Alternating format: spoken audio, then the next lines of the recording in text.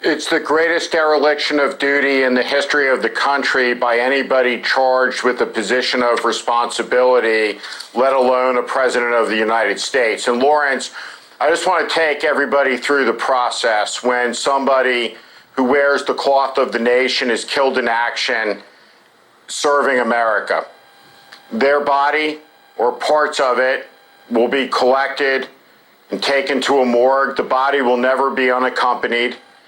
The body or parts will be put into a body bag. Ice will be filled. The body will be placed into an aluminum casket. The casket will be draped in the cloth of the nation, the American flag, the blue stars at the head. Body will never be unaccompanied. It'll be carried onto a military aircraft past a honor guard standing at attention and saluting, flown home to the United States, to Dover, Delaware. The family will be waiting to receive the body of a fallen American hero. The military escort will stay with the body all the way through to the end, to burial. 3 rifle volleys will crack the air after taps is played. Casket is lowered into the ground. And I suppose it's at that moment where a Russian intelligence officer will bring the bag of cash to the Afghan warlord for the blood money for the dead American. Donald Trump knew about it. He salutes our Marines as he gets on Marine One every day. He salutes our Air Force personnel as he gets on Air Force One. He went to West Point and he saluted the young officers back. I don't know how he can conceivably look any of them in the eye, given the magnitude of the betrayal. But after he was briefed, after he found out about the contracts on American soldiers, what he did about it was he decreased our troop strength in Germany, acquiescing to a Russian demand and giving them a win.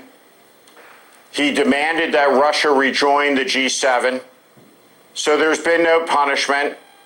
And for the first time in the history of the country, and we've had incompetent presidents and dumb presidents and dishonest presidents, but we've never had a faithless president. We've never had a president who is faithless to his oath and refuses to defend the country from an attack by a hostile foreign power, whether it's an attack on the lives of our military or an attack on our election process, which so many hundreds of thousands of Americans have died to preserve and protect. It's a shameful, shameful, despicable hour in the history of the American presidency, and in all of his desecrations and degradations of his office.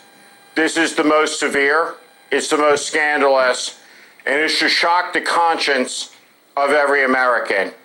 We have never had a president who refuses to fulfill their oath when it comes to being the commander-in-chief of the armed forces of the United States, quite like Donald Trump has. It's a despicable hour with regard to this issue.